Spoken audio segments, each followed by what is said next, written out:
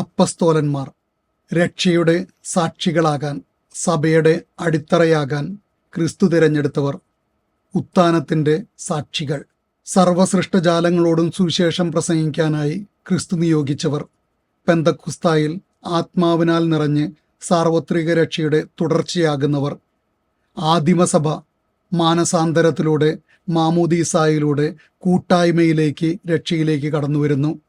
പത്രോസ് പാപമോചനവും അനുതാപവും പ്രസംഗിച്ചുകൊണ്ട് കടന്നുവരുന്നു. ശിമിയോന്റെ ഭവനത്തിൽ മട്ടുപ്പാവിൽ കിടന്നുറങ്ങുമ്പോൾ പരവതാനിയിൽ സകല ജീവജാലങ്ങളെയും കൊണ്ടുവരുന്നത് അവൻ കാണുന്നു. ഉടനെ കൊർണേലിയസിന്റെ ഭവനത്തിൽ നിന്ന് അവനെ തേടി ആളുകൾ എത്തുന്നു. രക്ഷ സാർവത്രികമാണെന്ന് അവൻ തിരിച്ചറിയുന്നു. പൗലോസ്ലീഹ വിജാതീയരുടെ അപ്പസ്തോലനായി സാർവത്രിക രക്ഷയുടെ വക്താവായി കടന്നുവരുന്നു. അവൻ്റെ ലേഖനങ്ങളിലൂടെ നമ്മൾ കടന്നു പോകുമ്പോൾ റോമാക്കാർക്കും ഗലാത്യക്കാർക്കുമുള്ള ലേഖനങ്ങളിൽ വിശ്വാസത്തിലൂടെയുള്ള നീതീകരണം പ്രഖ്യാപിക്കുന്നു. കൊറിന്തോസുകാർക്കുള്ള ലേഖനത്തിൽ ദൈവവുമായിട്ടുള്ള പുനരൈക്യവും, കൊളോസോസുകാർക്കുള്ള ലേഖനത്തിൽ ക്രിസ്തുവിലുള്ള നവജീവിതവും, എഫേസോസുകാർക്കുള്ള ലേഖനത്തിൽ രക്ഷ പ്രവൃത്തിയിലൂടെയല്ല കൃപയാലാണെന്നുള്ള പ്രഖ്യാപനവും ഉണ്ടാകുന്നു.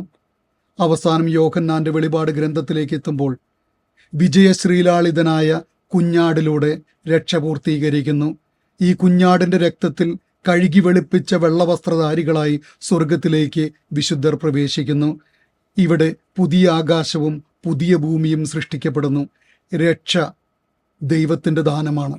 ക്രിസ്തുവിലൂടെ പൂർത്തീകരിച്ച് ആത്മാവിനാൽ നിറഞ്ഞ് മാനവകുലത്തെ മുഴുവൻ സഭയിലൂടെ ജീവിച്ച് സ്വർഗത്തിൽ പൂർത്തിയാക്കുന്ന രക്ഷ. മരത്താൽ വന്ന പാപം മരത്തിൽ തൂങ്ങിക്കൊണ്ട് രക്ഷപ്രദാനം ചെയ്ത് സ്വർഗത്തിലേക്ക് എത്തിക്കുന്ന ഈ വലിയ രക്ഷയുടെ ജൈത്രയാത്ര ഈ നോമ്പുകാലത്തിലൂടെ നമ്മൾ കടന്നു പോകുമ്പോൾ രക്ഷ അനുഭവിക്കുന്നവരാകാം, രക്ഷയുടെ വക്താക്കളാകാം. ഈശോ മിശിഹായ്ക്ക് സ്തുതിയായിരിക്കട്ടെ.